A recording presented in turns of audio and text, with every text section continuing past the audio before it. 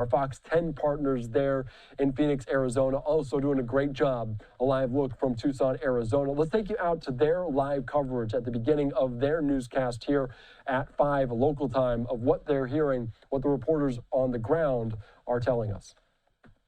Days ago. The FBI is increasing the reward now to $100,000 for information that leads to the location of Nancy Guthrie and or the arrest of anyone that might be involved in her disappearance. Yeah, we know she was forcibly taken out of the home 12 days ago, and the rest is kind of a mystery. Also at this hour, new, the FBI releasing identifying details about the suspect captured on that Nest video camera, including the backpack seen in the surveillance video. Fox 10's Nicole Christine has been at the scene all day today. She joins us live with the latest on what they're saying about this description. Nicole.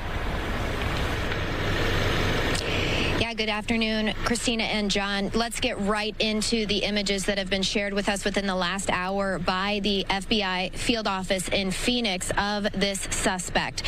He's described as approximately 5'9" or 5'10", average build, and that backpack in the video described as a black 25-liter Ozark Trail Hiker Pack backpack. You mentioned that the reward for information connected to the suspect, if it leads to an arrest, or the location of Nancy Guthrie, now $100,000. Now, investigators have been on scene off and on throughout the day, but particularly this morning, we saw something we hadn't seen yet in front of Nancy's home, a white tent set up by investigators. That was set up this morning for about an hour, and it was covering Nancy Guthrie's front porch. Of course, that is where the Nest camera footage of the potential abductor was taken, also where the blood drops were seen early on in the investigation. That blood later confirmed to be Nancy's. While we couldn't see what was going on under the tent, Fox News crews were able to confirm there was a diagram showing human heights that was being carried by one of the investigators. And of course, that could have been what led to this partial description of that masked figure on the Nest camera. Now, speaking of footage, the Pima County Sheriff's Department asking for the public's help yet again with potential evidence collection. The department is asking people who live within a 2-mile radius of Nancy Guthrie's home near Skyline Drive and North Campbell Avenue to check surveillance video between January 1st and February 2nd for anything unusual. That could be vehicle or pedestrian traffic that's out of the ordinary, anything that might catch your eye. Now, we spoke with retired FBI Special Agent Lance Lysing today. He explained why this assistance from the public is so important. You go back to neighbors that you've already talked to, probably handful of times, but now you're asking them more specific. Hey, can you check this? Maybe this time period, look for this type of vehicle or this type of item or a subject that looked like this. That's what you're asking for. And I know they are retrieving more and more video all the time, because as that narrows and as that focus comes back, you just have more to go on, right? You have more information to tell you what's relevant and what's not. Because a week ago, maybe that image wouldn't have been very relevant to any investigator. But now that you see the suspect at the scene carrying a certain backpack, wearing a certain clothing, wearing that ski mask, the gloves, maybe you know now that something is important that you didn't realize earlier.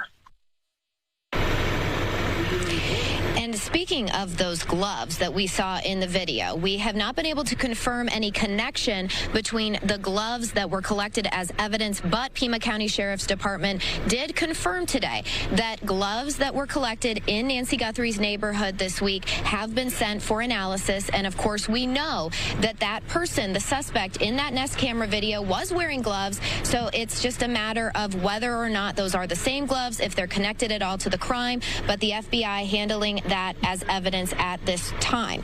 Now, we still know that there is no press conference scheduled at this point, so no opportunity for us to ask direct in-person questions of Sheriff Nanos or any of the FBI investigators, but that description of the suspect, that partial description at least, another significant step in this investigation as we enter into the 12th evening without Nancy Guthrie at her home and for her loved ones. This is just continuing to be be a nightmare. And so any new lead, if you can share any information out there, please do so. There is more information on our website, fox10phoenix.com, of where to send any relevant video evidence you might collect. John, Christina. Yeah, Nicole, we talked about this last night, but it bears repeating. You talk about Brian Kohberger and the Idaho murders of the 4 students.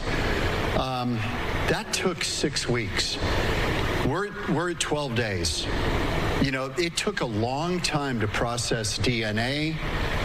They needed to talk to witnesses. There were a witness in the house who saw him. You remember that whole thing unfolding.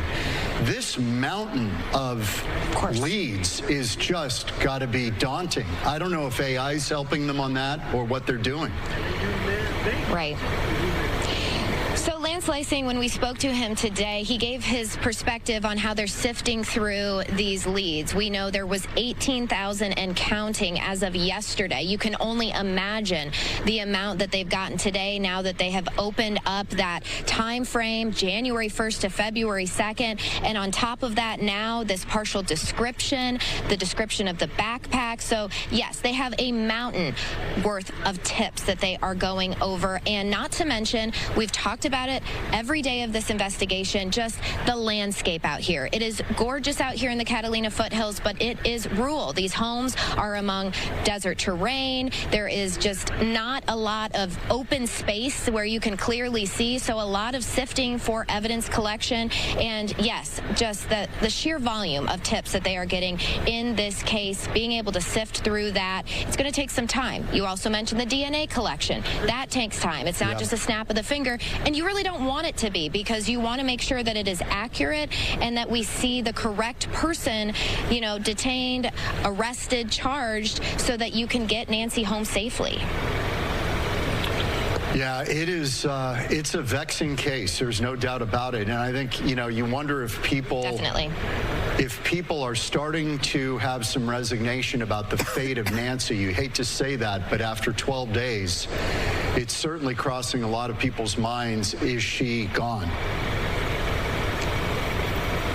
Yeah, and that's something that, of course, no one wants to think about, that being the outcome of this case. We saw Savannah post that emotional video with the home videos of her childhood, calling her mom lovely, saying, "We'll never give up on you." And your heartstrings are just pulled day after day. You come out here, you see this scene, you see community members coming, leaving those yellow roses, which are meant to represent hope, the hope for Nancy's safe return.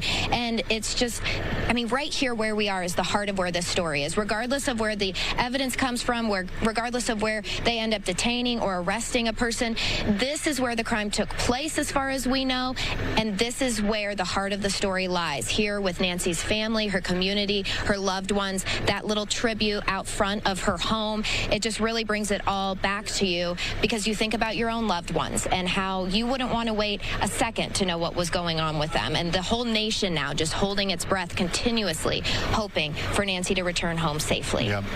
Much less waiting 2 weeks almost.